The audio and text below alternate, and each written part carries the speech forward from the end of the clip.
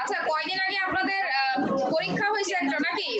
কয়দিন আগে মানে গত শুক্রবারে কি মিলিটারি মেডিকেলের প্রক্রিয়া হয়েছে, তাই না? প্রশ্ন দেখছেন সবাই? তো আজকের ক্লাসটা শুরু করব ওই কোশ্চেনটা সমাধান করে। কোশ্চেনটা দেখেন নাই কেন? কি কারণ কি? মানে ফেসবুকে কোথাও আপনারা অ্যাড নাই? অনলাইনে যারা আছেন তারা কি যে কয়দিন আগে যে শুক্রবার দিন যে আপনাদের যে এক্সামটা হয়ে গেল, মানে আপনার মিলিটারি মেডিকেলের এটার কোশ্চেন দেখছেন কেউ?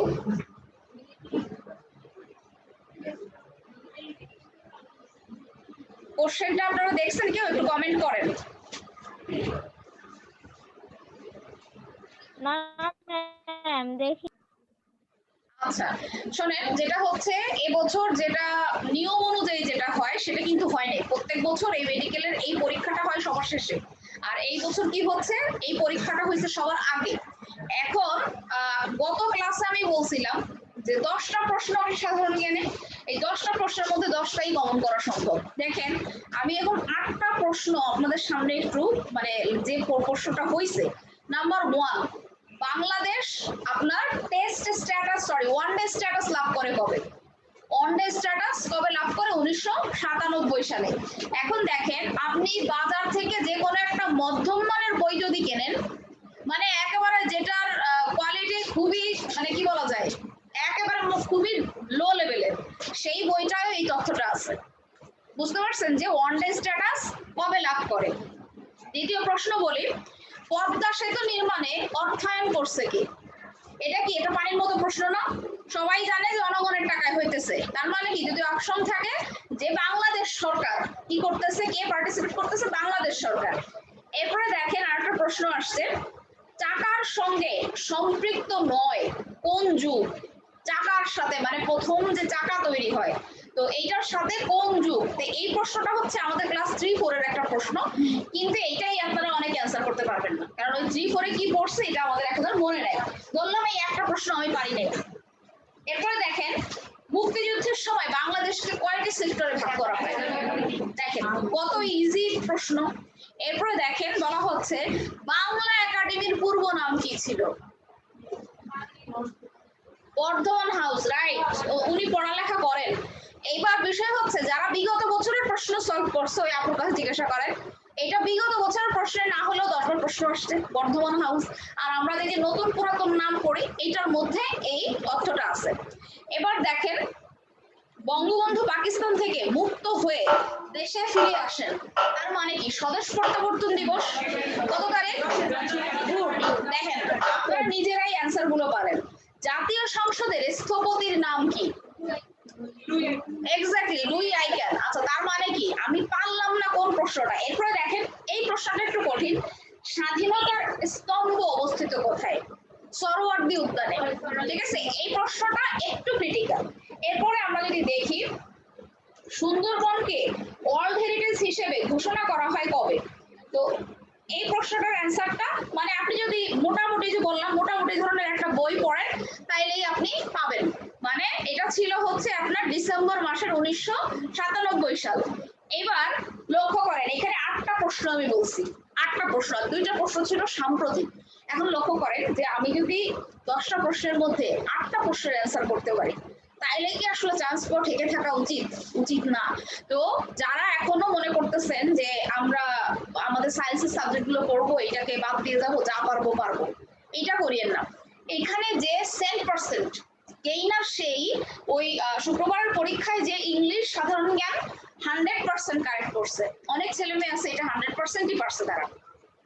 ঠিক আছে, তো যারা এটা 100% করছে, মানে এই কোশ্চেনটা আমি কোথা থেকে পাইছি, আমার কাছে একটা স্টুডেন্ট পড়ে অনলাইন ব্যাচে, ও হচ্ছে ডি ইউনিট করতেছে প্লাস আপনার কি করতেছে মেডিকেল করতেছে। তো ও আমাকে দিচ্ছে যে আপু দেখেন কি সিলি প্রশ্ন আসছে। তো এই কথাটা ওর কেন মনে হয়েছে জানেন? কারণ হচ্ছে যে ডি এর প্রিপারেশন করতেছে, অনেক কঠিন কঠিন সাধারণ জ্ঞান পড়াইছে এবং ও প্র্যাকটিসের উপর আছে।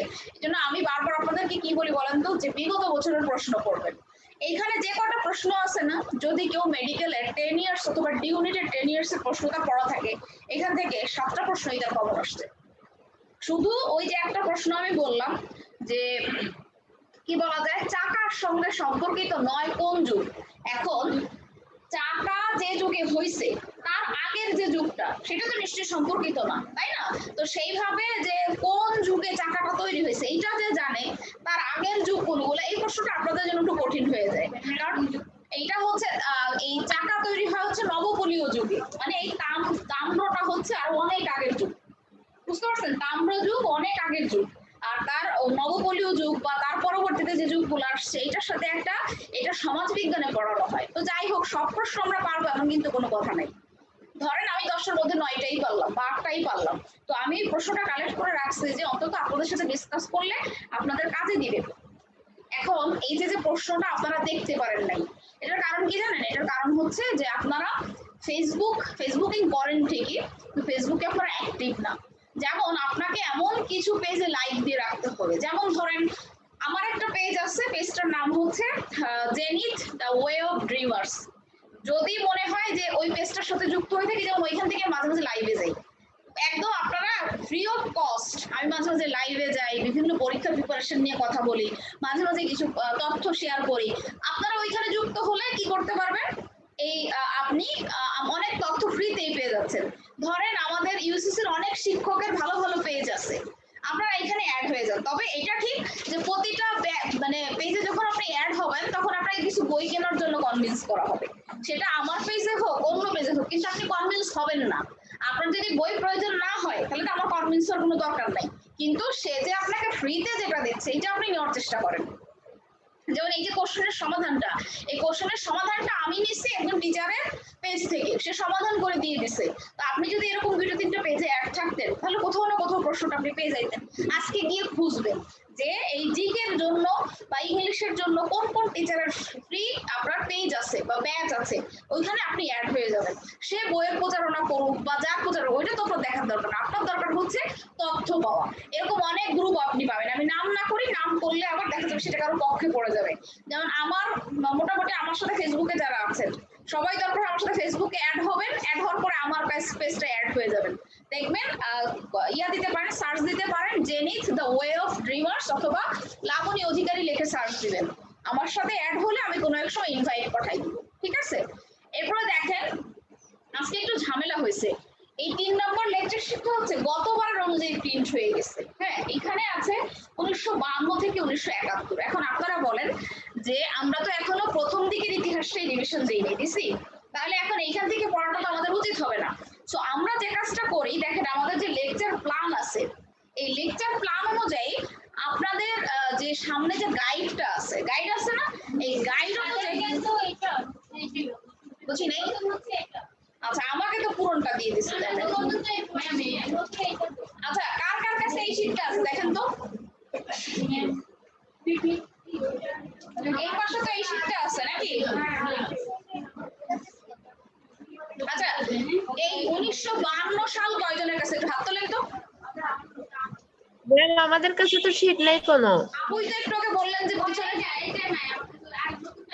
আচ্ছা, সেটাই বলছি, এটা কয়জনের কাছে? তারা অফলাইন আমি কি করি বলেন? আচ্ছা, আমি তাহলে একটু শীট দেখে আসি।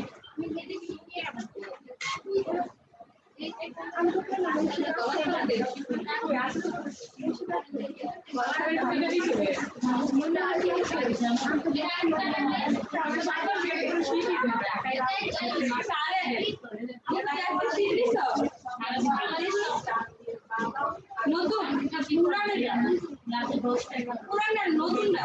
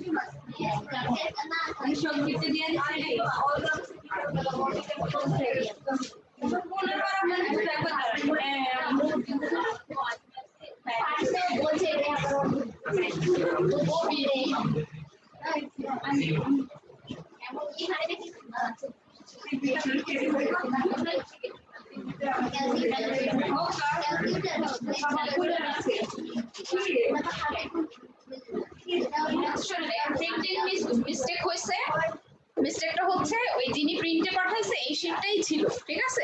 উনি ভুল করে গতবার শীটটা পাঠাই দিছে, এখন মানুষ মাত্রাই ভুল হয়। এখন আপনারা টুকটু করেন যে এই শীটটা কয়জনের কাছে আছে, তারপরে আমি সমন্বয় করে দিচ্ছি।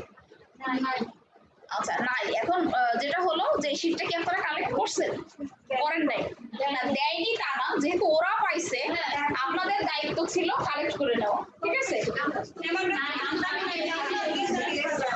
আচ্ছা, যেটা হলো কি আমি বলি, যেদিন ক্লাস হবে শীটটা সেই দিন এসে কালেক্ট করবেন, আগের থেকেই শীট কালেক্ট করার দরকার নাই। যার কারণে এই সমস্যাটা হয়, একটা গ্রুপ তার আগের দিন করে, একটা গ্রুপ সেই দিন এসে করে।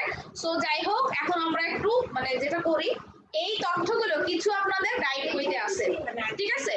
তো গাইড বই থেকে যেগুলো নাই আমি নোট করে দিব, শোনেন, এক একটা টপিকে 2-3টা লাইন পরীক্ষায় আসবে, ঠিক আছে? আর আমি যে লেকচার খাতাটা ইউজ করেন আপনারা, আমি এই কথাটা আপনাদের ক্লাসে বা কখনো বলি নাই, সাধারণ জ্ঞান ক্লাসে সাধারণ জ্ঞান খাতা নিয়ে আসবে, ঠিক আছে? এইটা করলে কি হবে, যেদিন আপনার পাবো, প্লিজ হ্যালো কথা বলেন, যেদিন পরীক্ষা থাকবে তার আগে হচ্ছে ওই সাধারণ জ্ঞান নোট খাতাটা হচ্ছে সবচাইতে বড় সাজেশন, ঠিক আছে? এই কাজটা করবেন, হজবরল বানাবেন না। যারা হজবরল বানায় ফেলছেন আজকে গিয়েই তারা সব সাবজেক্টের জন্য নোট তৈরি করেন, ঠিক আছে? একটু দেখি আমরা আজকের লেকচার শিটে আছে, যারা অনলাইনে আছেন তাদের উদ্দেশ্যে বলছি, সবার উদ্দেশ্যেই বলছি, আজকে হচ্ছে বাংলাদেশ সরকার। বাংলাদেশ সরকার বলতে কোনো কথা নাই, ঠিক আছে?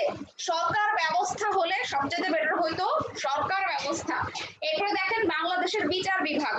বাংলাদেশের এই যে সরকার কাঠামো বলেন বা আমাদের যে এই যে প্রশাসনিক কাঠামো বলেন, এটা হওয়া উচিত ছিল প্রশাসনিক ব্যবস্থা। যেমন আমাদের যে লেকচার প্ল্যান আছে, এখানে এই যে লেকচার প্ল্যানটা আমি রেডি করে দিছিলাম, দেখেন এখানে লেখা আছে বাংলাদেশের প্রশাসনিক কাঠামো।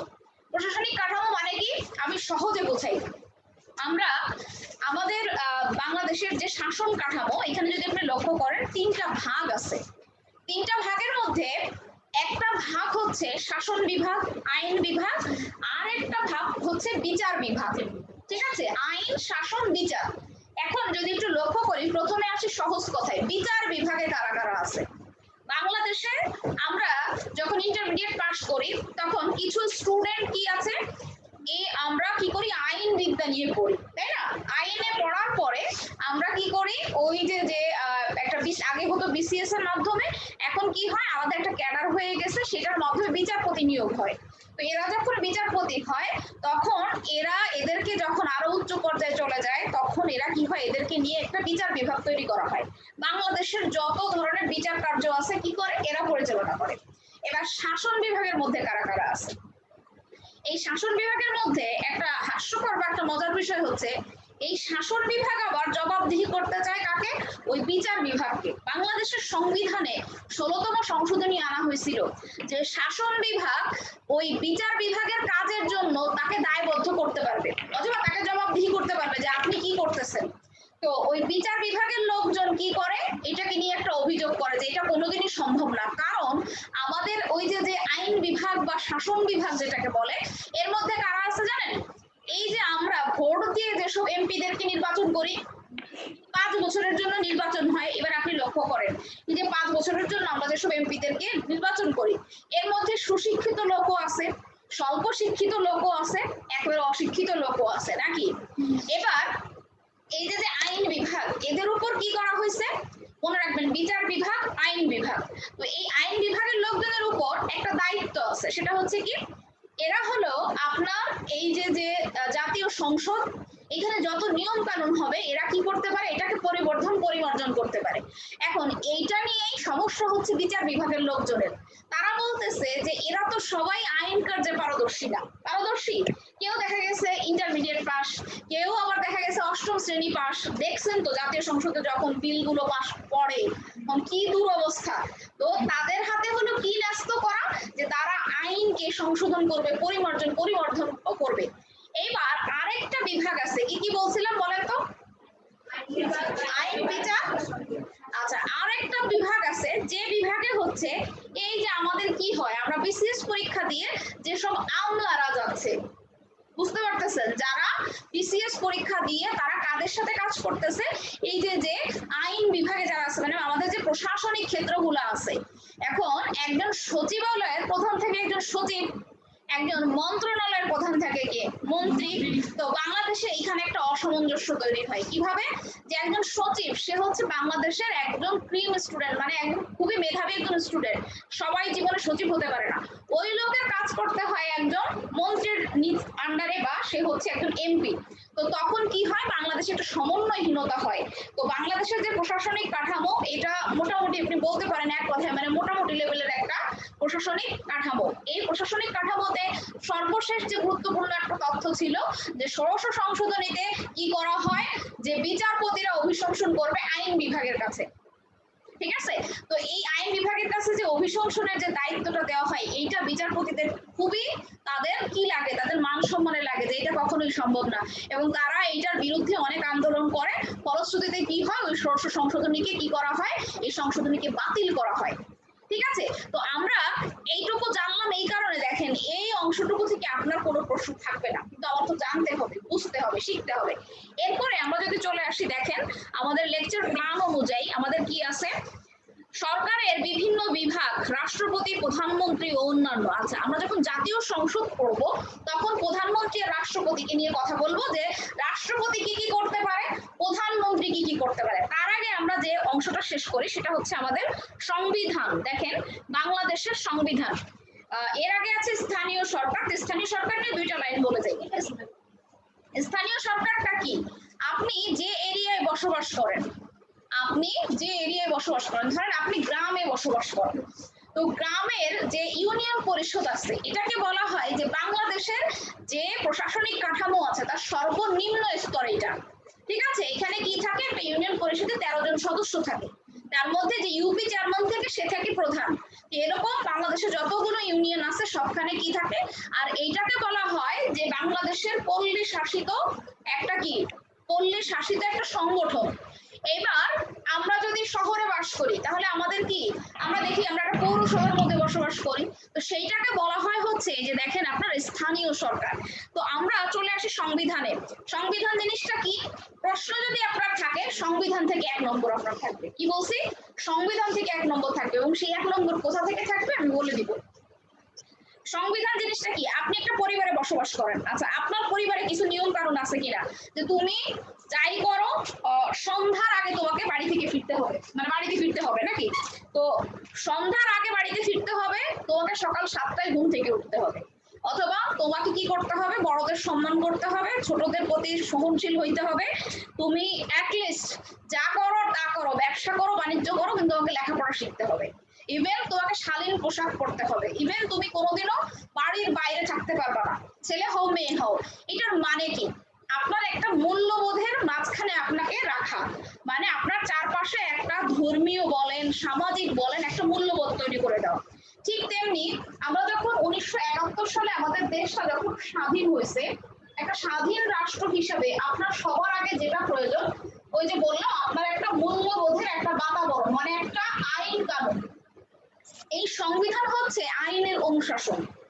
এই সংবিধানের মধ্যে বলা হয়েছে আপনি কিভাবে জীবনযাপন করতে পারবেন, আপনি কোন ধরনের অপরাধ করলে তার কি সাজা হতে পারে, আপনি কোথায় কোথায় স্বাধীনতা পাবেন, কোথায় কোথায় পাবেন না, ইভেন আপনাকে বলা হয়েছে যে আপনি একজন নাগরিক হিসেবে কি কি মৌলিক চাহিদা পাবেন, অথবা একজন নাগরিক হিসেবে আপনি রাষ্ট্রের জন্য কি কি করবেন।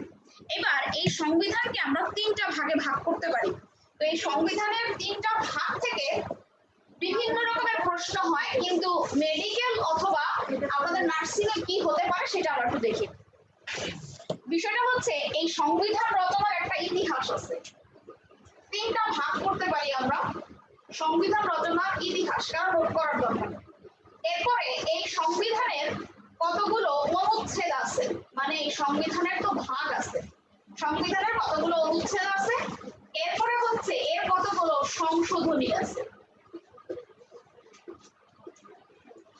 এই তিনটা অংশ থেকে আমাদের পরীক্ষার প্রশ্ন হবে। তো মনে রাখবেন, সাধারণত যদি সাম্প্রতিক সময়ে কোনো সংশোধনী নিয়ে আলোচনা না হয় তাহলে সাম্প্রতিকে কোনোদিন সংশোধনী থেকে প্রশ্ন আসে না।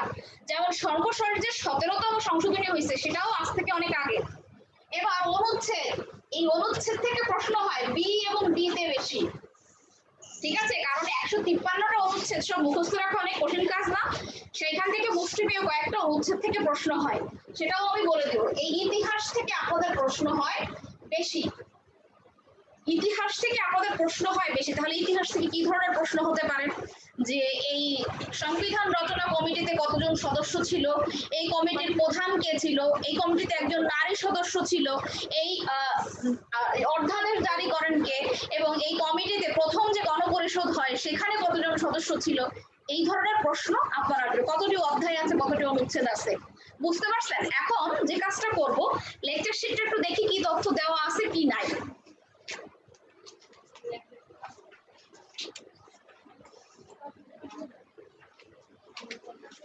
ভাই আপু 153টি যে অনুচ্ছেদ আছে লেকচারের মধ্যে মার্ক করাই দিব।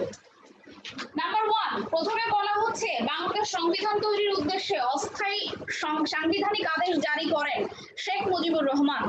শেখ মুজিবুর রহমান যখন এই অস্থায়ী আদেশ জারি করলেন, মনে রাখবেন যে একজন রাষ্ট্রপতি একমাত্র শুধুমাত্র কি করতে পারে, অধ্যাদেশ জারি করতে পারেন।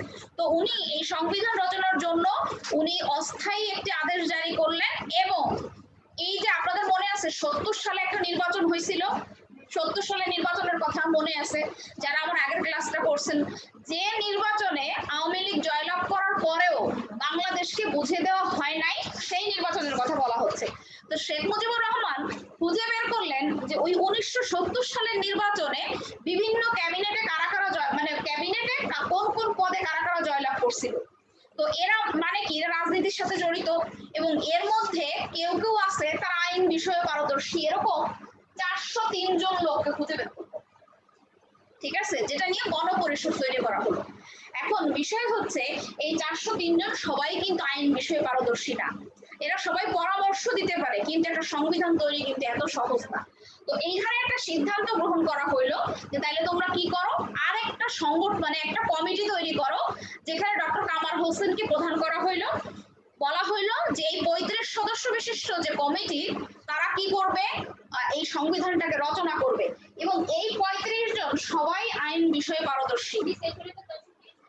430টা 403 জন হবে, আমি ঠিক করে দিব, যেখানে ভুল আছে ঠিক করে দিব। দেখেন এরপরে লক্ষ্য করেন, এই যে 35 সদস্য বিশিষ্ট যারা, একজন নারী সদস্য ছিল, তার নাম কি ছিল, বেগম রাজিয়া আক্তার বানু। Very good. এবার দেখেন এই বেগম রাজিয়া আক্তার বানু সহ আর একটা ব্যতিক্রমী তথ্য ছিল, যে ওইখানে একজন বিরোধী দলীয় লোক ছিল, তার নাম কি ছিল, সুরঞ্জিত সেনগুপ্ত। এবং আপনি যদি লক্ষ্য করেন এই লোকগুলা সবাই কি বলছি, আইন কার্যে পারদর্শী। এরা যে কাজটা করলো, পৃথিবীর বিভিন্ন দেশের সংবিধানকে এরা পর্যালোচনা করলো। বিশেষ করে এই যে আমাদের পার্শ্ববর্তী দেশ ইন্ডিয়া, এটা হচ্ছে পৃথিবীর সবচেয়ে বড় মানে গণপ্রজাতন্ত্রের দেশ, মানে এখানে জনগণকে নিয়ে এদের কাজ কারবার। এবং এদের সাথে আবার কিছুটা আমাদের কি আছে বলেন তো, এই জীবনযাপনে কিছুটা মিল আছে। তো যার কারণে এদেরকে একটু অনুকরণ করলো, পৃথিবীর যে ছোট সংবিধান সেটাকে অনুকরণ করলো। আবার আরেকটা প্রবলেম আছে, আমাদের দেশে কি মুসলিমের সংখ্যা বেশি, তার মানে এখন কি আপুরা কথা বলিয়েন না, এই মুসলিমের সংখ্যা থাকার মানে হচ্ছে কি আমাদের দেশে ইসলামিক কালচার কিন্তু প্রচলিত। তার মানে আমাদের এটাও মাথায় রাখতে হবে যে আমরা পৃথিবীর চাইলেই কোনো মডার্ন সংবিধানকে আমরা নিতে পারবো না, আবার ইসলামের সাথে যায় না এমন কোনো সংবিধান আমরা নিতে পারবো না। তো সব দিক বিবেচনা করে একটা সংবিধানের খসড়া ওনারা তৈরি করলো। এই খসড়াটাকে ওই গণপরিষদে উত্থাপন করা হলো। তো খসড়া যখন উত্থাপন করা হয় তখন হাতে লেখা পাতা ছিল 93টা। এবং এই হাতে যিনি লিখেন ওনার নাম হচ্ছে আব্দুর রউফ। ঠিক আছে, এই আব্দুর রউফ হাতে লিখেন। এবার যখন এই খসড়াটা যখন এই 403 জনের হাতে গেল এবং এটা যখন কি বলা যায় গ্রান্ট হয়ে গেল, তখন এইটার সাথে আরো কিছু পাতা যুক্ত হলো, 108টা পাতা হলো, কারণ এখানে সবাই স্বাক্ষর করলো। এই স্বাক্ষর করার পরে মোট পাতা কটা হয়েছে 108টা। এটা হচ্ছে ইতিহাসের মধ্য থেকে প্রশ্ন আসে। এবার এখানে বিষয় হলো যে আমাদের এই যে যে সংবিধানের খসড়াটা বা যে সংবিধানটা গণপরিষদে উত্থাপন করা হয়, এটা একটা লোক ডিজাইন করে, সেটাকে বলে অঙ্গসজ্জা। আমরা এখন বলি ডিজাইন, আর তখন বলা হতো অঙ্গসজ্জা। সেই ব্যক্তির নাম হচ্ছে জয়নুল আবেদিন। ক্লিয়ার? দেখেন আপনারা সব তথ্যই জানেন। সো এইভাবে যদি আমরা আরেকটু ঝালাই করে নিতে পারি, তাহলে আমার মনে হয় না যে আমাদের সাধারণ জ্ঞানে কোনো প্রবলেম হবে। তো আমরা এরপরে লক্ষ্য করি এই যে সংবিধানটা, এই সংবিধানের আমরা যদি লক্ষ্য করি অধ্যায় ছিল কয়টি? গুড, 11টি অধ্যায় ছিল। ভাগ ছিল কয়টা? অধ্যায়ের ভাগ কিন্তু এক জিনিস না। আচ্ছা যাই হোক, ওইটার মধ্যে যাব না। মূলনীতি কয়টা ছিল বলেন তো? যেটা জানতে হবে সেটা 4টি মূলনীতি ছিল। এইবার আমরা আসি যে এই যে অধ্যায় মানে অধ্যায় বা ভাগই আমরা বলি, এই 11টা ভাগ, এই 11টা ভাগে মোট অনুচ্ছেদ কতটি ছিল? 153টি। আপনি যদি এইটুকু জানেন আপনি পরীক্ষায় উত্তরে যাবেন। এইবার 2টা তারিখ আপনাকে মুখস্থ করতে হবে। কি কি তারিখ? দেখেন, একটা দিন ছিল যেদিন হচ্ছে এই গণপরিষদের সংবিধানকে গ্রহণ করা হয়। গ্রহণ মানে বোঝেন তো, যে আপনি আমাকে একটা জিনিস দিচ্ছেন, আমি নিলাম, নেওয়ার পরে আমি আরেকটা ডেট দিলাম যে ওই ডেটে হচ্ছে কি হবে, সংবিধান কার্যকর হবে। এই 2টা তারিখ হচ্ছে আমাদের খুব ঝামেলায় ফেলে দেয়। দেখেন 4 নভেম্বর, 4ঠা নভেম্বর, 4ঠা নভেম্বর, আমরা সালটা বাদ দেই, সাল এখন মুখস্থ করবো না। 4ঠা নভেম্বর এই দিনটাই হচ্ছে গণপরিষদের লোকজন এটাকে গ্রহণ করে। ঠিক আছে, এখন লক্ষ্য করেন আমরা ঝামেলা করি কোথায়, যে গৃহীত হয় কত তারিখে? আমরা অনেকেই 16ই ডিসেম্বর দিয়ে দিই। যেহেতু এই তারিখে গ্রহণ করে, তাই এইটা হচ্ছে সংবিধান দিবস। যেদিন গ্রহণ করে ওই দিনটা হচ্ছে সংবিধান দিবস। আর 16ই ডিসেম্বর যেটা হচ্ছে আমাদের কি, আমাদের বিজয় দিবস, এই বিজয় দিবসটা হচ্ছে কার্যকরের দিন। এই 16ই ডিসেম্বর থেকে এই সংবিধানটা কি করা হয়, কার্যকর করা হয়। এইখানে যে কটা কথা লিখছি, আপনার মেডিকেলের প্রশ্ন এর বাইরে যাওয়ার কথা না, মেডিকেল বা নার্সিং এর প্রশ্ন এর বাইরে যাওয়ার কথা না। এবার সবাই একটু লেকচার শিটটা হাত দেন, আমি এখানে কয়েকটা লাইন একটু মার্ক করে দিই। যাদের কাছে নাই তারা নেক্সট দিন মার্ক করে নেবেন। দেখেন শুরু থেকে একটা লাইন একটু মার্ক করে নিতে পারে যে শেখ মুজিবুর রহমান কবে এই অধ্যাদেশ বা অস্থায়ী আদেশ জারি করেন।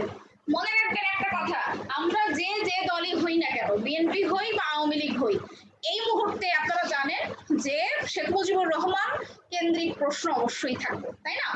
তো ওনার জীবনী থেকে 1 নম্বর আসবে, মানে ওনার জীবনী মানে উনি কবে জন্মগ্রহণ করছেন, কবে আওয়ামী লীগে আসছেন, এইবার উনি বাংলাদেশের জন্য যা যা করে গেছেন, ওনার রাজনৈতিক ইতিহাস, এটা কি, এটাও তো ওনার জীবনের মধ্যেই পড়ে। এখন ছলে বলে কলে কৌশলে সেইগুলো থেকে আরেকটা প্রশ্ন হবে।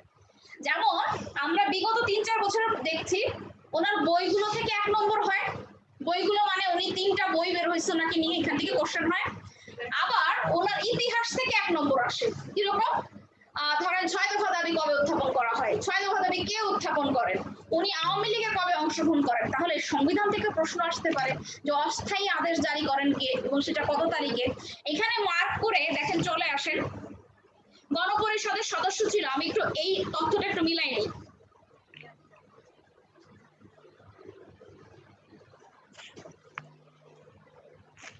ম্যাম সাথে সাথে অ্যানসারটাও একটু বলে দিন, তাহলে একটু সুবিধা হয়, আমাদের কাছে তো শীটটা নাই।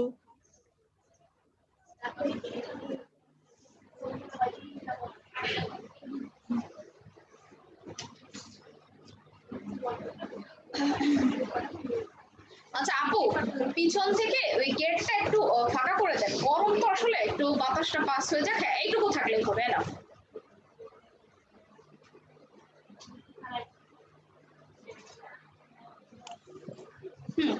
এটা ঠিক করে নেন। 403 জন, আপনার লেকচার শিটে এটা লেখেন 403 জন। শুনেন বিষয়টা কি হয়েছে, আমি 2011 সাল থেকেই একই কাজ করতেছি, তো তারপরেও আমি কখনো কোনো তথ্য নিয়ে মানে ওভার কনফিডেন্ট হই না, কারণ এটা হচ্ছে আমাদের মস্তিষ্ক, এটা আমি যে কোনো সময় ভুল হইতে পারি। কিন্তু আমরা এই যে লেকচার সেটা ভুল হইলে এটা আমাদের জন্য খুব একটা প্রবলেম, আপনাদের জন্য তো অবশ্যই, কারণ একটা তথ্য ওই যে কি হয়েছে শূন্য আর পরে চলে গেছে, মানে এদিক ওদিক হয়ে গেছে, যে টাইপ করছে হয়তো তার দোষ, এটা মানে সে হয়তো ভুলে করছে, যাই হোক। এরপরে আমরা দেখি নাম্বার 1 যে তথ্যটা আমরা মার্ক করব, গণপরিষদের প্রথম স্পিকার, গণপরিষদের প্রথম স্পিকারের নাম হচ্ছে শাহ আব্দুল হামিদ এবং ডেপুটি স্পিকার হচ্ছে মোহাম্মদ উল্লাহ, এখানে আন্ডারলাইন করেন। এবার বাংলাদেশের সংবিধান রচনা কমিটির সদস্য 34 জন, এই 34 জনই লেখেন, এই 35 জনের মধ্যে আরেকটা তথ্য আছে এটা আপনার দরকার নাই, বিডি হইলে দিতাম। 34 জন। এবার দেখেন ডক্টর কামাল হোসেনকে সংবিধানের জনক বলা হয়, লক্ষ্য করেন ডক্টর কামাল হোসেনকে নিয়ে এখন প্রশ্ন হবে না, তার কারণ হচ্ছে সে সরকারের বিপক্ষে চলে গেছে, ঠিক আছে, এবং উনি যেটা করতেছে সেটা 100% সঠিক না, বা 100% 90% সঠিক না, কিন্তু এই ব্যক্তিরও বাংলাদেশের বিনির্মাণে তারও ভূমিকা আছে, সেটা আপনাকে মাথায় রাখতে হবে। এরপরে দেখেন সংবিধান রচনা কমিটির একমাত্র মহিলা সদস্য বেগম রাজিয়া আক্তার বানু, স্টার চিহ্ন দিয়ে যান, বিরোধী দলীয় সদস্য স্টার চিহ্ন দেন। একটু আগে আমি বলছিলাম যে বাংলাদেশের যে সংবিধান এটা রচনা করা হয় পৃথিবীর সবচেয়ে বড় ভারতের সংবিধান, সবচেয়ে ছোট যুক্তরাজ্যের সংবিধান, এই দুইটা সংবিধানকে এটাকে ফলো করে, এখানে আন্ডারলাইন করবেন। এবার দেখেন বলা হচ্ছে গণপরিষদে খসড়া সংবিধান গ্রহণ করা হয় 4 নভেম্বর 1972, মার্ক করেন। এরপরে হচ্ছে 4 নভেম্বর সংবিধান দিবস, মার্ক করেন। সংবিধান কার্যকর হয় বা প্রবর্তিত হয় 16 ডিসেম্বর 1972 সাল। এরপরে সংবিধানের দেখেন হস্তলিখিত পাতা 93টি, পাশে একটু লিখে নেন স্বাক্ষর সহ হচ্ছে 108টি, স্বাক্ষর সহ 108টি, স্বাক্ষর সহ 108টি।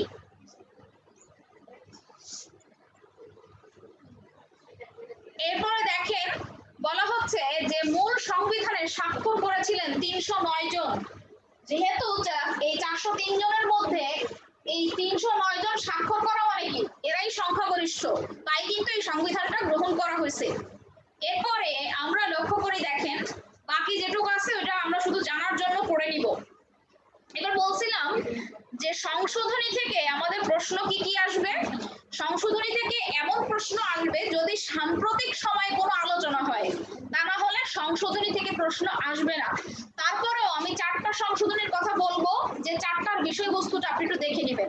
একটু দেখেন আমরা প্রথম দিক থেকে চলে আসবো, দেখেন 4র্থ সংশোধনী, সংসদীয় শাসন পদ্ধতির পরিবর্তে রাষ্ট্রপতি শাসিত, মানে এই যে বর্তমান যে সংসদীয় সরকার ব্যবস্থা আছে তখন সেটাকে বাতিল করে রাষ্ট্রপতি শাসিত। পরবর্তীতে আপনারা দেখছেন যে শেখ মুজিবুর রহমান রাষ্ট্রপতি ছিল, জিয়াউর রহমান রাষ্ট্রপতি ছিল এবং কি এরশাদও রাষ্ট্রপতি ছিল।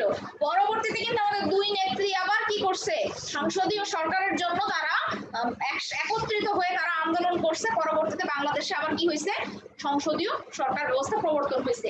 এবার দেখেন আমরা এই 8ম সংশোধনীতে আসবো, দেখেন রাষ্ট্রধর্ম ইসলামকে স্বীকৃতি দান।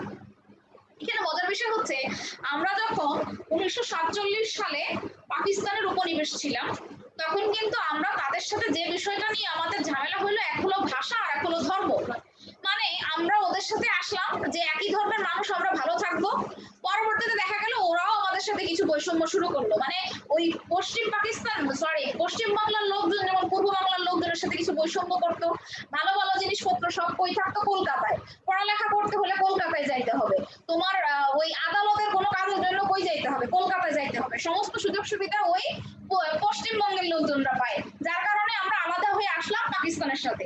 এবার সেই পাকিস্তানিরাও সেম কন্ডিশন, তারা কি করতেছে, তোমার যা কিছু করতে হবে লাহোর যাইতে হবে, করাচি যাইতে হবে, বড় বড় চাকরি সব ওরা নিয়ে যাচ্ছে। এখন এমত অবস্থায় তখন পরবর্তীতে যখন বাংলাদেশ হইলো তখন বললো যে যাই হোক আমরা কি করব, অন্তত ধর্মের দোহাই দিব না, ধর্মের দোহাই দিয়ে আমাদের জীবনে শান্তি হয় নাই, তো আমরা কি করব, এটাকে গণতান্ত্রিক রাষ্ট্র বানাবো, ধর্ম নিরপেক্ষ। তো শেখ মুজিবুর রহমান ওই যে 4টা মূলনীতির কথা বলছিলাম, 4টা মূলনীতির মধ্যে আমাদের কি করলো, যে আমাদের হচ্ছে বাঙালি জাতীয়তাবাদ এবং ধর্ম নিরপেক্ষ, আমরা একটা গণতান্ত্রিক দেশ, এরকম 4টা রাইট।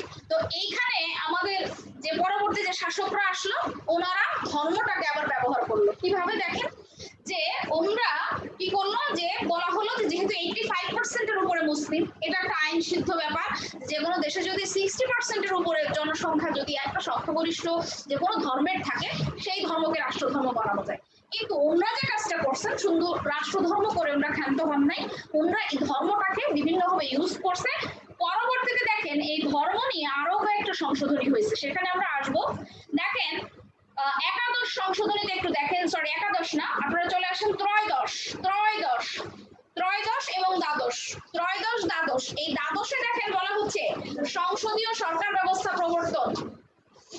বিষয়টা হচ্ছে ওই যে শেখ মুজিবুর রহমান যে পদ্ধতিটাকে পরিবর্তন করে গেল, সেইটাকে পরিবর্তন করলো দুই নেত্রী, মানে ওনার কন্যা আর হচ্ছে জিয়াউর রহমানের ওয়াইফ। এবার দেখেন ত্রয়োদশ সংশোধনীতে বলা হইলো তত্ত্বাবধায়ক সরকার চাই চাই, এটার জন্য আন্দোলন করছিল বর্তমান সরকার, যে তত্ত্বাবধায়ক সরকার মানে কি, কেয়ারটেকার সরকার, একটা তৃতীয় পক্ষ নির্বাচনে হেল্প করবে। এবার এইটাকে একটা স্টার চিহ্ন দিয়ে রাখেন, এইটাকে এবার বাতিল করছেন ওনারাই। এবার দেখেন যেভাবে যে সংশোধনের মাধ্যমে বাতিল করছে সেটা হচ্ছে পঞ্চদশ, এই দুইটা স্টার চিহ্ন দেন, যারা ডি তে পরীক্ষা দিতে যাবেন তাদের জন্য এই দুইটা তথ্য খুব জরুরি। এবার একটু লক্ষ্য করেন ষোড়শ, এই ষোড়শতে একটু আগে আমি যে ডিসকাস করছিলাম যে বিচারপতিদের অভিশংসন বা অপসারণের ক্ষমতা, মানে বিচারপতিদের অভিশংসন করবে জাতীয় সংসদের লোকজন। এইটা খুবই অপমানজনক লাগছে কার কাছে, যারা এই বিচার বিভাগের লোকজন তাদের কাছে খুব অপমানজনক লাগছে, যে নিয়ম হচ্ছে বিচারপতি বা প্রধান বিচারপতি অভিশংসন করে একমাত্র রাষ্ট্রপতির কাছে, এর বাইরে কারো কাছে না। তো সেই যার কারণে ওনাদের আন্দোলন বা বিভিন্ন ক্রিটিসিজমের ফলে এই যে দেখেন সপ্তদশে এই সংশোধনীটাকে কি করা হয়েছে, বাতিল করা হয়েছে। ঠিক আছে, এই ষোড়শ সংশোধনের কিন্তু এখন আর কোনো অস্তিত্ব নাই, সো এখান থেকে আর পড়ার প্রয়োজন নাই। এবার দেখেন এখানে যে জিনিসটা নাই সেই জিনিসটা আমি একটু লিখে দিতে চাই, সেটা হলো আপনাদের, আচ্ছা এইটা আমি যে কাজটা আমি বলছি, আপনাদের একটা শর্ট সাজেশন দিবে কোচিং থেকে, সেই সাজেশনের মধ্যে লেখা থাকবে সেটা হচ্ছে অনুচ্ছেদ। আপনাদের নোট রেডি করেন, খাতার মধ্যে নোট রেডি করেন যে অনুচ্ছেদের একটা সাজেশন, যদি ওখানে কোনো কারণে না দেওয়া থাকে আমি সাজেশন করলে অবশ্যই থাকবে। তো তখন যদি কখনো স্কিপ হয়ে যায় আমি পরীক্ষা এখানে সরি মানে ক্লাসে লিখাই দিব, কোনো সমস্যা নেই। আপনাদের পরীক্ষার ডেট করছে না, তাইলে সাজেশন করে রান্নাটা কি করার কোনো দরকার নেই। শোনেন সার্কুলার হইছে না, তাহলে নিশ্চিন্তে শুধু পড়ালেখা করে যান। সার্কুলার হওয়ার পরেও পরীক্ষার জন্য মিনিমাম সার্কুলারের জন্য কয় মাস সময় থাকে, 1 মাস, মানে আপনাকে কি করতে হবে, ফর্ম ফিল আপ করতে হবে, তার জন্য 1 মাস সময় থাকে। এবার ফর্ম ফিল আপের পরে কমপক্ষে মিনিমাম 15 দিন বা 20 দিন পরে পরীক্ষা হয়, যদি কোনো তাড়াহুড়োও হয়। তার মানে কি এখনো সার্কুলার হয়নি, এখনো মানে পরীক্ষার ডেট পড়ে নাই। তো ডেট পড়ার পরেও আপনার হাতে 2 সপ্তাহ সময় থাকবে, সেটা যদি হিসাব করেন আমার মনে হয় এখনো আপনাদের হাতে 3 মাস সময় আছে সর্বনিম্ন।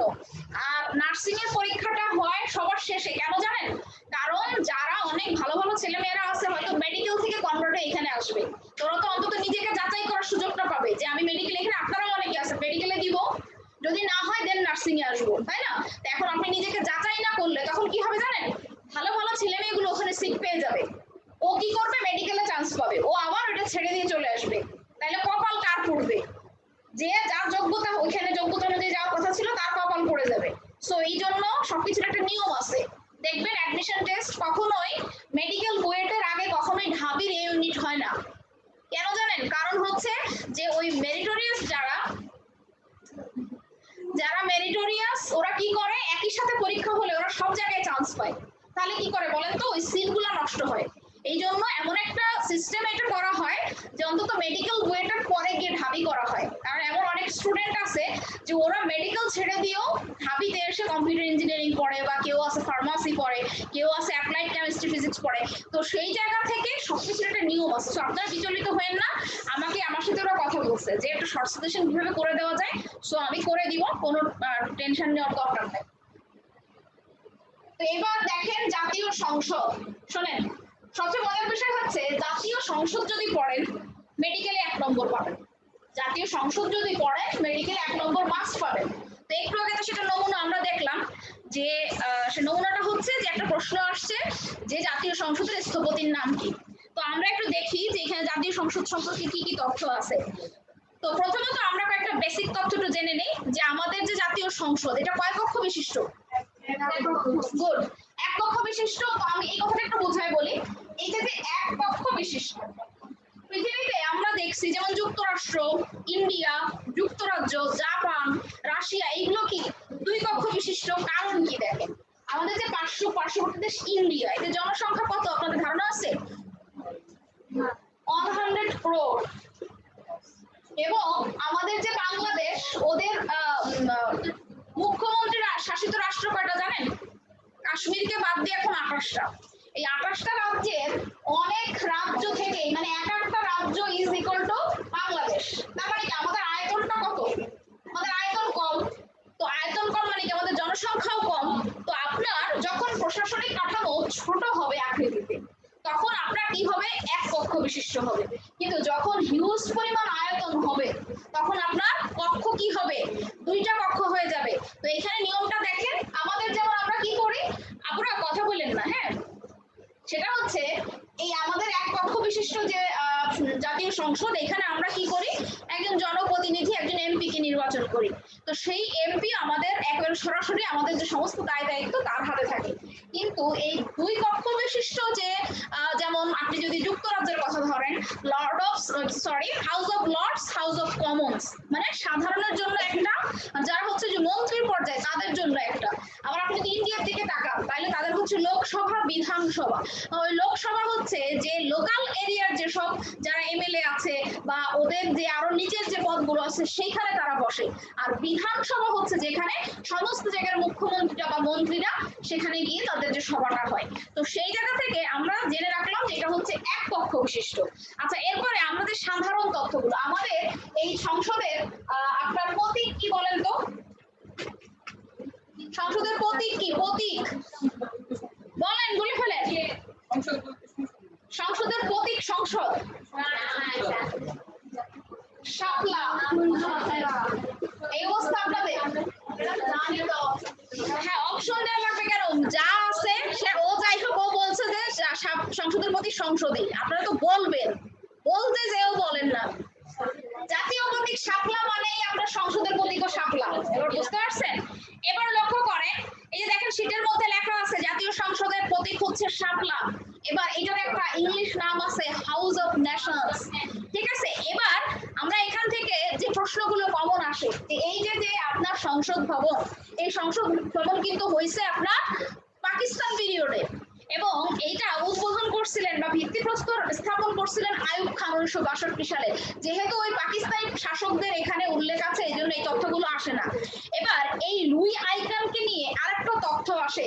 এই লুই আইকান স্থপতি, কিন্তু উনি কোন দেশের? লুই আইকান, প্রশ্ন যদি কঠিন হয় তখন প্রশ্ন আসে উনি কোন দেশে, সেই দেশটা হচ্ছে যুক্তরাষ্ট্র। এবার দেখেন আমাদের এই যে যে সংসদ, এই সংসদে আসন আছে কয়টা বলেন তো? 350টা। এখন এই 350টা আসন নিয়ে একটু কথা বলতে হবে। 350টা আসনের মধ্যে 300 হচ্ছে সাধারণ জনগণের দ্বারা নির্বাচিত হয়, 50টি হচ্ছে সংরক্ষিত। এবার এইটা নিয়ে একটু কথা বলবো, 2টা মিনিট। আমাদের যেসব ভাইয়ারা আছেন যে বাসে উঠার পরে বলেন যে এই মহিলা সিট ফিল আপ হয়ে গেছে আর উঠতে দিও না, তাদের জন্য এই নিবেদন, আজকে শিখবেন আর সারা জীবন যেন এই কথাটা আপনি না ভুলেন। সংরক্ষিত আসন মানে কি? সংরক্ষিত আসন হচ্ছে এই যে যে 300টি সিট, এই যে যে 50টি সিট, এই 300 সিটের মধ্যেও সংরক্ষিত সিট রাখা হয়েছে কাদের জন্য? মেয়েদের জন্য। কারণ আমাদের যে যে থার্ড ওয়ার্ল্ডের যে দেশগুলা, মানে তৃতীয় বিশ্বের অনুন্নত দেশগুলা, এখানে মেয়েরা কি? মেয়েরা পিছায় আছে না? যে কোনো কারণে মেয়েরা হচ্ছে পিছিয়ে পড়ছে। এখন দেখা যাচ্ছে কি এই 300 আসনের মধ্যে মেয়েরা মানে নিজে থেকে কম্পিট করতেছে না। কে কম্পিট করতেছে? শেখ হাসিনা, খালেদা জিয়া, তাদের ভাই বোন দিয়ে কয়েকজন। এবার মেয়েদেরকে এই সংসদে আনার জন্য, কারণ নারী পুরুষের সমান অধিকার, তাই না? পৃথিবীতে যখন নারী পুরুষকে সমান অধিকার দেওয়া হচ্ছে, তো বাংলাদেশ কেন পিছায় থাকবে? সেই জায়গা থেকে 50টি আসন রাখা হয়েছে।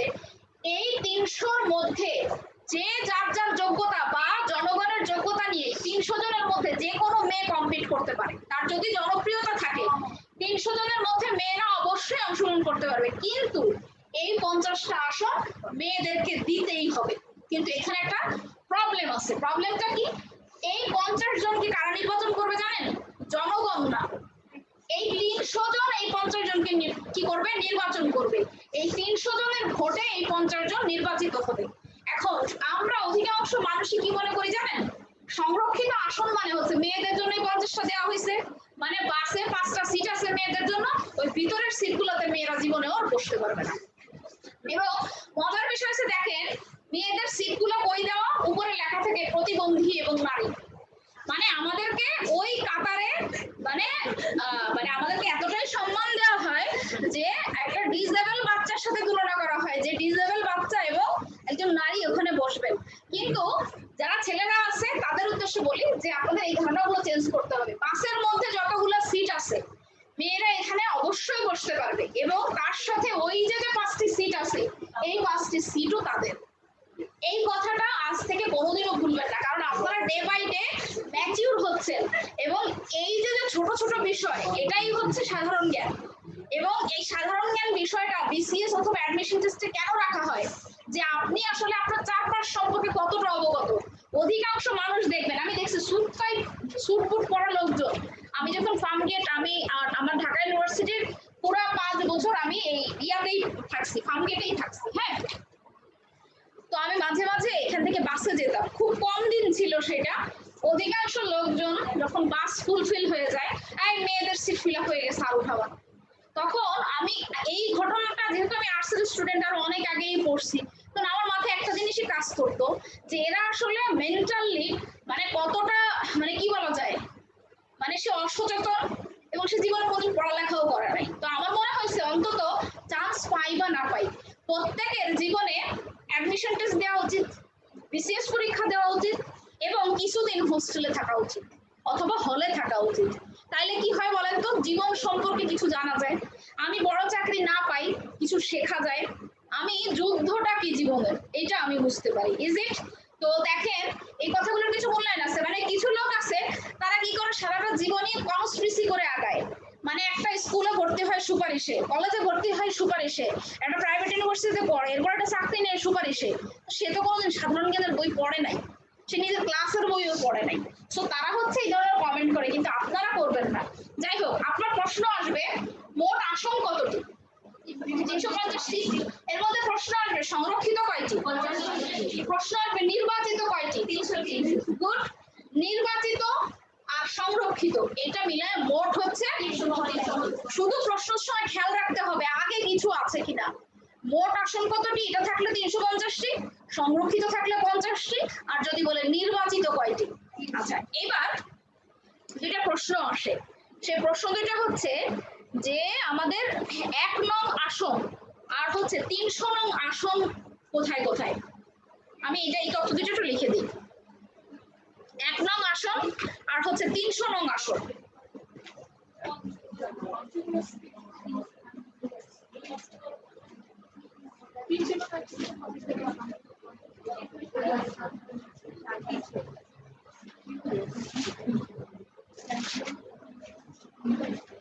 এখানে দেখেন নিচের দিকে একটা ইয়া আছে, দেখেন এই যে যে জেলাতে আসন সবচেয়ে কম, যে জেলাতে আসন সবচেয়ে কম এখানে একটু টিক দেবেন, তারপরে আমি লিখে দিচ্ছি।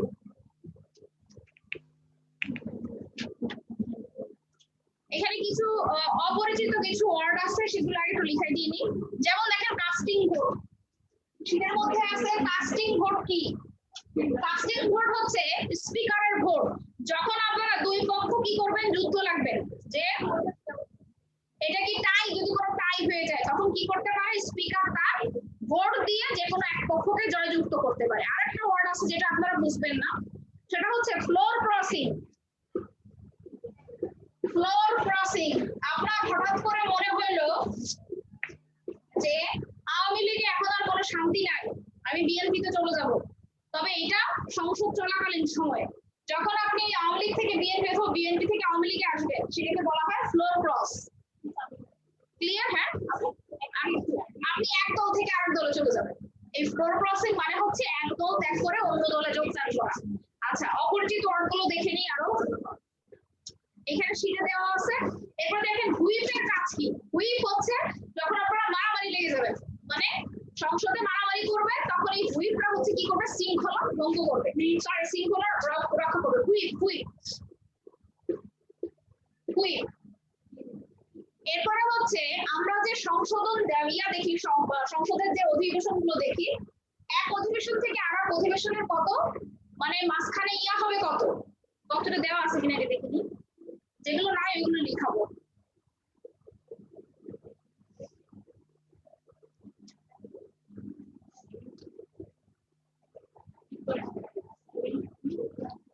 ষাট দিনের কি হবে, 60 দিনের পার্থক্য হবে। আর এই যে দেখেন 8 নাম্বার পেজে লেখা আছে 1 নং হচ্ছে পঞ্চগড় আর 300 নং হচ্ছে বান্দরবন। লিখে নেন। 1 নং হচ্ছে সেটা আছে, তারপরে খাতার মধ্যে একটু নোট করেন, এটা খুব গুরুত্বপূর্ণ একটা তথ্য। আর 300 নং হচ্ছে বান্দরবন, মানে দেশের এক প্রান্ত থেকে আরেক প্রান্ত।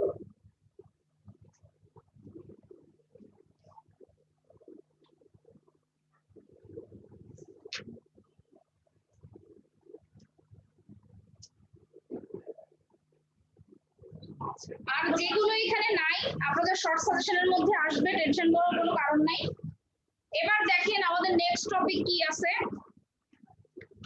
বাংলাদেশের উপজাতি। শুনেন, মেডিকেলে আরেকটা কমন টপিক হচ্ছে বাংলাদেশের উপজাতি, তবে সব বছর প্রশ্ন থাকে না।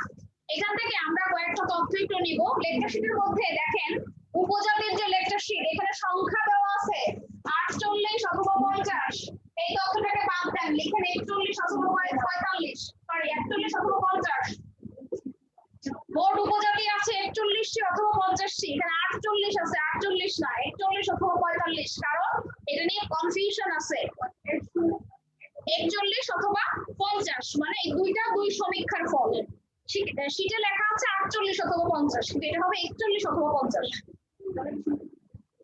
এবার এই যে আমাদের উপজাতি, এই উপজাতি থেকে আমাদের কি কি করতে হবে দেখেন।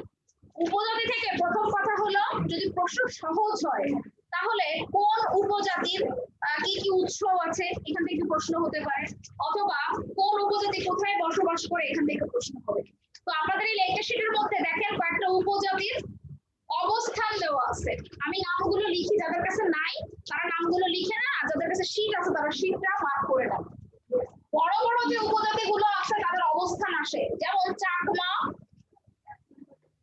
গারো, সাঁওতাল, চাকমা,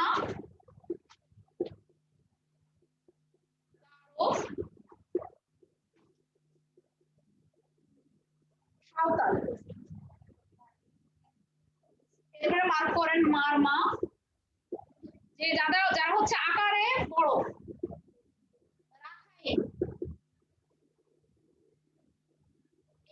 আপনি কি করবেন, অবস্থান করবেন। এবার বিশেষ যে তথ্যগুলো আছে দেখেন, এই বিশেষ তথ্যগুলোর মধ্যে একটা তথ্য আছে দেখেন, যে উপজাতিরা মুসলমান, ঠিক আছে, এইটার সাথে পামনের সাথে এখন আরেকটা মুসলমান উপজাতি আছে, সেটা হচ্ছে লাউয়া। এই দুইটা উপজাতি হচ্ছে মুসলিম। একটা সময় পামন উপজাতি, যারা বিগত বছরের প্রশ্ন পড়ছেন তারা জানেন যে মুসলিম উপজাতি কোনটি, পামন। এটা অনেকবার প্রশ্নে আসছে, যদি একটা অ্যাড হইছে সো এটা পরীক্ষায় আসবে। এবার দেখেন ক্ষুদ্র নৃগোষ্ঠী সাংস্কৃতিক একাডেমি বিরিশিরি, এবং এখানে দেখেন অনেকগুলো সংস্কৃতি সংগঠনের নাম আছে। শুধু এখান থেকে বিরিশিরি নেত্রকোনা, বিরিশিরি হচ্ছে নেত্রকোনায় অবস্থিত, এটা মুখস্থ করবেন, বিরিশিরি নেত্রকোনা। এই যে লিখে দিচ্ছি, পাগল সেটাই লেখা আছে, বিরিশিরি। এই বিরিশিরি দেখেন প্রথমেই আছে, বিরিশিরি লেখা আছে। গাইড দেখতেছেন, গাইডে ভুল থাকলে ঠিক করেন। এবার দেখেন বাংলাদেশের শিক্ষা ব্যবস্থা, আবহাওয়া জলবায়ু কেমন?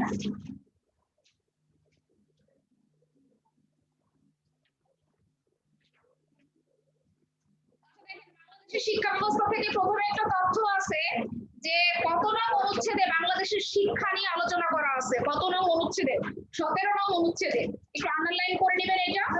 এরপরে এইখানে যে তথ্যগুলো আছে আপনারা জাস্ট কি করবেন, রিডিং করবেন, কিন্তু আপনাদের যে সাজেশনটা আসবে এই সাজেশনে কি থাকবে বলেন তো, আপনাদের একটা কিছু সাম্প্রতিকের জন্য তথ্য থাকবে, সেখানে অর্থনৈতিক সমীক্ষা থাকবে যে বর্তমানে কত পার্সেন্ট শিক্ষিতের হার আছে, কোন জেলায় কত পার্সেন্ট আছে। যেমন আপনারা কিন্তু শুধু মেডিকেল বা ইয়াতে নার্সিং এ দিবেন এমন কিন্তু কোনো কথা নাই, কি আপনারা বিভিন্ন জায়গায় পরীক্ষা দেবেন। আমি 2টা মিনিট একটু মার্ক করে দিন, আপনারা কিছু কথা বলবো। দেখেন এখান থেকে কিছু তথ্য আমরা নিব, যেটা হচ্ছে দেখেন এই যে বলা হচ্ছে যে ঢাকা বিশ্ববিদ্যালয় প্রতিষ্ঠিত হয় কত সালে, তারপরে ঢাকা বিশ্ববিদ্যালয় প্রতিষ্ঠার জন্য গঠিত কমিশন নাথান কমিশন, তারপরে হচ্ছে ঢাকা বিশ্ববিদ্যালয়ের যত একর জমির উপর প্রতিষ্ঠিত 600 একর জমির উপর প্রতিষ্ঠিত, ঢাকা বিশ্ববিদ্যালয়ের জমি প্রদান করেন নবাব সলিমুল্লাহ। এই জায়গাটুকু একটু মার্ক করেন। ঢাকা বিশ্ববিদ্যালয়ের কিছু তথ্য কিন্তু গাইডেও থাকার কথা, ঠিক আছে, এখানে কম তথ্য আছে, এই তথ্যগুলো একটু মার্ক করেন। একেবারে 21 সালে প্রতিষ্ঠিত হয় এখান থেকে শুরু করে জমি প্রদান করে এই পর্যন্ত মার্ক করেন। এরপরে ঢাকা বিশ্ববিদ্যালয়ের ছাত্র হয়ে প্রথম ভিসি, মুক্তিযুদ্ধ চলাকালীন সময়ে ঢাকা বিশ্ববিদ্যালয়ের ভিসি, এই 2টা তথ্য মার্ক করবেন। পেয়েছেন? এই 28 নম্বর রোতে দেখেন আছে প্রথম শিক্ষা কমিশনের সভাপতি ডক্টর কুদরতি খুদা। এবার আপনাদের উদ্দেশ্যে একটু কথা বলি, অ্যাডমিশন টেস্ট চলাকালীন সময়ের কথা বলি। আমার এক ফ্রেন্ড ছিল যে কিনা অ্যাডমিশন টেস্টের সময় 25,000 টাকা ফর্ম কিনছিল, বুঝতে পারছেন? 25,000 টাকা ফর্ম কিনছিল, মানে সে ইউনিটের স্টুডেন্ট ছিল এবং জানেন আপনারা যে ইউনিটের সব জায়গায় ফর্মের দাম একটু বেশি থাকে। এখন ওর টার্গেট কি ছিল জানেন? সেটা হচ্ছে ও পরীক্ষা দিবে সব জায়গায়, যে কোনো এক জায়গায় ও টিকবে, এটা হলো একটা গ্রুপ। আর আমাদের মধ্যে কেউ কেউ ছিল, আমাদের একটা বাইন্ডিং ছিল যে ঢাবিতে চান্স পাইলে পাবা, কারণ আমরা যেহেতু আর্টসে ছিলাম, ঢাবিতে চান্স পাইলে পাবা, অথবা ঢাকার জাহাঙ্গীরনগর। আর তখন জগন্নাথ ইউনিভার্সিটির অবস্থা ছিল খুবই জঘন্য, মানে 2010 সালে জগন্নাথ ইউনিভার্সিটি থেকে অ্যাডমিশন টেস্ট দিত না। আর আমার একটাই চয়েস ছিল, সেটা হলো ওই ঢাকা ইউনিভার্সিটি তোমার চয়েস। তো আমরা যারা এরকম ছিলাম আমাদের একটা বিষয় ছিল কি ডু অর ডাই। কিন্তু আমি এখন 10 বছর পরে এসে আমি যে কথাটা বলবো, এই জায়গাটা আটকে থাকা আসলে সঠিক না। আপনি মেয়ে মানুষ হন বা ছেলে মানুষ হন, এখন কিন্তু সেই যুগটা আর নাই। আপনাকে কি করতে হবে, যেখানে যেখানে অ্যাডমিশন টেস্ট হবে, যেমন আমার কাছে এটা দুঃখজনক লাগলো যে আপনারা যে মিলিটারির যে মেডিকেল ছিল এখানে অনেকে পরীক্ষাই দেন নাই। আপনি পরীক্ষা না দিলে নিজেকে যাচাই করবেন কিভাবে? আপনাকে অনেক পরীক্ষা দিতে হবে। আপনার যেটা টার্গেট, আপনার কি টার্গেট, নার্সিং অথবা মেডিকেল, এর আগে অন্তত আপনি 10 থেকে 15টা পরীক্ষা দিয়ে ফেলেন। যেমন বিইউপির কিছুদিন আগে সার্কুলার হয়েছিল, আপনারা অনেকে অ্যাপ্লাই করেন নাই, গুড। আর যারা অ্যাপ্লাই করছেন তাদের তো অন্তত কি হয়েছে যে আমি বিইউপিতে চান্স পাই আর না পাই, আমার কি করতে হবে, ওই দিন আমার একটা পরীক্ষা দিতে হবে। এইবার আপনি লক্ষ্য করেন গুচ্ছ পদ্ধতিতে পরীক্ষা হবে। এবার গুচ্ছ পদ্ধতিতে পরীক্ষার সুবিধাটা কি জানেন? ইউনিট না থাকুক, আপনার ইউনিটে পরীক্ষা দেন, আপনি আপনি মেডিকেলের প্রিপারেশন নিচ্ছেন, আপনি কি করতেছেন, আপনি কিছু পড়তেছেন না সায়েন্সের সাবজেক্ট, ওইটা আপনার কথা বাদ, বাকিদের কথা বলতেছি।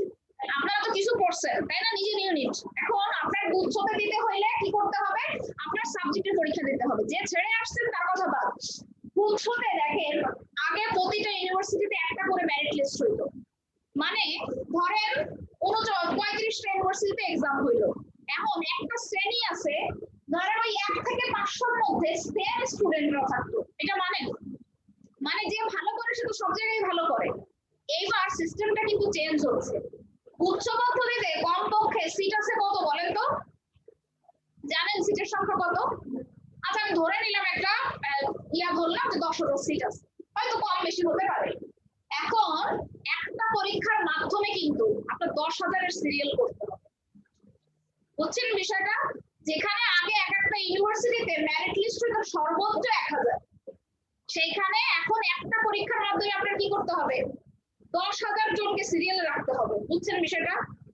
এটার মানে হলো এক একটা ইউনিটে আপনার কমপক্ষে একটা মেরিট লিস্ট করতে হবে 3,000 4,000, মানে একটা ইউনিটেই আপনার 3,000 4,000 বা 10,000 পর্যন্ত মেরিট লিস্ট করতে হবে।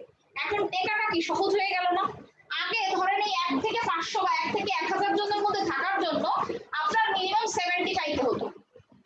সেইখানে আপনি এখন আমার ধারণা যে 45 থেকে আপনি 60 পেয়েও আপনি একটা সাবজেক্ট পাওয়ার আপনার পসিবিলিটি থাকবে, কারণ এখন একটা সিরিয়াল হচ্ছে। আর ওই সময় যখন ভাগ ভাগ হয়ে যাইতো একই বান্দা সব জায়গায় চান্স পাইতো। আর যে সে এবং সে হচ্ছে 80 থেকে 70, মানে 70 থেকে 80 পাওয়ার মধ্যে লোকজন। কিন্তু যারা দেখেন যে 69 পাইতো এও কোথাও চান্স পাইতো না। বুঝলেন? একটা নম্বরের জন্য সে কোথাও চান্স পাইতো না। কিন্তু এখন কিন্তু পদ্ধতি চেঞ্জ হয়ে গেছে।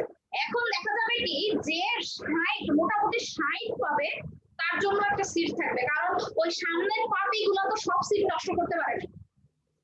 এবং কিছু জ্ঞান পাপি আছে আমার পরিচিত, আমার অনেক ফ্রেন্ডরা ছিল, হাবিতে হয়ে গেছে। এরপরও সে মানে অনেক পাগলা, সে দুনিয়া ভরে সব জায়গায় পরীক্ষা দিচ্ছে, দেখাইছে দেখো আমি অমুক জায়গায় এই হয়েছে তমুক জায়গায় হয়েছে, কিন্তু সে যে আরেকটা ছেলে বা মেয়ের একটা সিট নষ্ট করে দিছে এটা কিন্তু সে বুঝতেছে। অনেকে আমাদের এরকমও শুনছি যে হয়তো তার ওয়েটিং লিস্টে সে পরে ঢুকতে পারতো, তার আর ওই ধৈর্যটা ছিল না যে ওই রাজশাহীতে দিছি ওইখানে তো ওয়েটিং লিস্টে ছিলাম। আর আমাদের সময় কি হতো জানেন, আপাতত এখন মানে যেটা বলে অনলাইনের যুগ, আপনারা অনেক কিছু অনলাইনের সুযোগ পাচ্ছেন। আর আমাদের তখন ওই সাইবার ক্যাফে বা দোকানে এসে ছাড়া হয়েছিল না। কিন্তু যারা আপনাদের সময় যারা গ্রামে, তারা কি করে বলেন তো, তাদের কিন্তু এখনো জীবনযাপন অনেক কঠিন। ওই ছেলে বা মেয়ে হ্যাঁ চান্স পায় নাই, আর কিসের কি ওয়েটিং, ওখান থেকে তো হবে না। আর একটা ধারণা সবার থাকে ওয়েটিং থেকে রবিং হয়, এটা হয় যেসব যেমন আমার এলাকায় হচ্ছে আপনার প্রযুক্তি বিশ্ববিদ্যালয়, ওরা একটা শ্রেণী সুযোগে থাকে ওয়েটিং থেকে কিভাবে পরবর্তীতে ওই মানে অ্যানাউন্সমেন্টটাই আর দিবে না যে ওয়েটিং এ কিছু সিট ফাঁকা আছে। ওরা কি করবে জানেন, যারা ওয়েটিং এ আছে তাদের সাথে কন্ট্যাক্ট করে ওরা যে আপনি যদি এই টাকাটা পে করেন আপনাকে ওয়েটিং থেকে এখানে দিয়ে দেবো। এটা আমার একদম নিজের অভিজ্ঞতা। সো মেরিট লিস্টে যদি থাকেন এবার একটা সিট আপনি পাবেন। ঠিক আছে? এরপরে দেখেন জলবায়ু বাংলাদেশ, এই জলবায়ু বাংলাদেশ আপনাদের 1 নম্বর লেকচার শিটে পড়ানো হয়ে গেছে।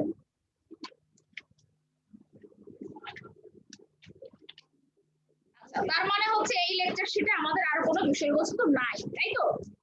এখান থেকেও একটা টপিক আছে জাতীয় দিবস, আপনাদের যে গাইড বইটা আছে একটু বের করেন তো, জাতীয় দিবস গাইড বই থেকে, এখানে খুবই কম তথ্য আছে।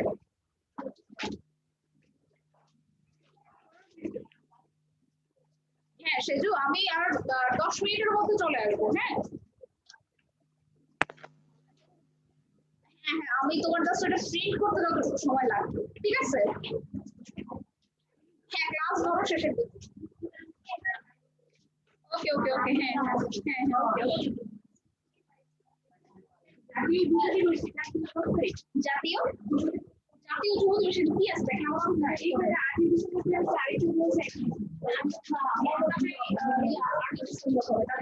দেখে দিচ্ছি। আচ্ছা দিবস পাইছেন সবাই গাইডে? আচ্ছা দেখেন গাইডে যে দিবস গুলো দেওয়া আছে আপনারা পড়বেন এই জায়গা থেকে, ঠিক আছে?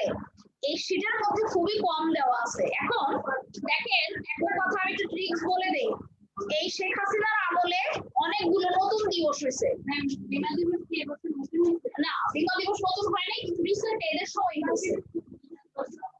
কি হচ্ছে বিমা দিবস না বিমা দিবস?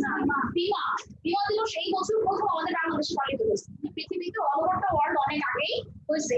এবার লক্ষ্য করে আপনি কি জানি বলছেন যুব দিবস না, এখানে শেখ হাসিনার সময়ে যেসব নতুন দিবস হয়েছে সেগুলো পরীক্ষায় আসবে। কি কি? যেমন ধরেন মূসক দিবস, মূল্য সংযোজন কর, ঠিক আছে?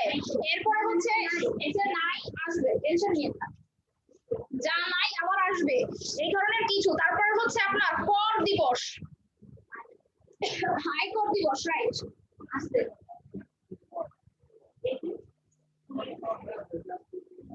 আবার এটা হচ্ছে 8 দিবস, 8 ডিসেম্বর। দেখেন শীতের মধ্যে কিছু দেওয়া আছে কিন্তু সেটা পর্যাপ্ত না, আপনারা গাইড থেকে পড়বেন। গাইডেও কম,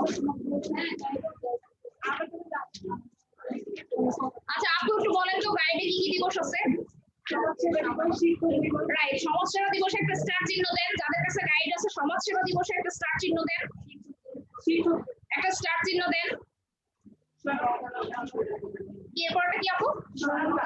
তারপরে জনসংখ্যা দিবসে স্টার চিহ্ন দেন। দরকার নাই, দরকার নাই। প্রতিবন্ধী জীবনের সে স্টার চিহ্ন দেন, কারণ শেখ হাসিনার মেয়ে হচ্ছে অটিজম নিয়ে কাজ করে। আয়কর দিবসে একটা স্টার চিহ্ন দেন, 3টা স্টার চিহ্ন দেন। শিক্ষা দিবস দরকার নাই। এরপরে শিক্ষক দিবস না শিক্ষা দিবস আপু? দরকার নাই। মিনা দিবসে একটা স্টার চিহ্ন দেন। কন্যা শিশু দিবস স্টার চিহ্ন দেন। মিনা দিবস হচ্ছে যে আমরা মিনার কার্টুন দেখি না, বিভিন্ন সচেতনতামূলক, এইটাকে সিগনিফাইজ করার জন্য যে মিনা ভালো ভালো কাজ করে, এটার জন্য। এরপরে কৃষি দিবস একটা স্টার চিহ্ন দেন। পহেলা অগ্রহায়ণ কি? মুক্তিযুদ্ধ দিবস দরকার নাই, এটা শেখ হাসিনা পছন্দের দিবস কিন্তু দরকার নাই, আসবে না। তারপরে যুব দিবসও দরকার নাই। এবার দেখেন শীতে কয়েকটা দিবস আছে, খাতার মধ্যে নোট ডাউন করেন, পরে জায়গায় নিয়ে। যেমন জাতীয় পতাকা দিবস, এটা এই সরকারের আমলে খুব বেশি পালিত হয়, পতাকা দিবস। হ্যাঁ, এরপরে দেখেন শিক্ষক দিবস, শিক্ষক দিবস। এরপরে দেখেন আন্তর্জাতিক মাতৃভাষা দিবস, এটা অল ওভার দ্য ওয়ার্ল্ড এখন যেহেতু পালিত হয়। এরপরে দেখেন ডান পাশে মুজিবনগর দিবস, মুজিবনগর দিবস, সেটার মধ্যে আছে, পরে লিখে নিয়ে। এরপর দেখেন বলা হচ্ছে আপনার মুক্তিযোদ্ধা দিবস দরকার নাই, শহীদ বুদ্ধিজীবী দিবস, বিজয় দিবস। যেমন বুদ্ধিজীবী দিবস কিন্তু পরীক্ষা অনেক আসে। ঠিক আছে, তো ভালো থাকবেন সবাই, দেখা হবে নেক্সট ক্লাসে। আর সাধারণ জ্ঞান ক্লাসগুলো খুব মিস করিয়েন না, ঠিক আছে? যারা মনে করতেছেন আগে করা হয়ে গেছে তাদেরও বলবো যে আপনারা ক্লাসগুলো সব করেন, আপনাদের ক্লাসে অনেক কিছু কমপ্লিট হয়ে যাবে। সো ভালো থাকবেন সবাই, দেখা হবে নেক্সট ক্লাসে।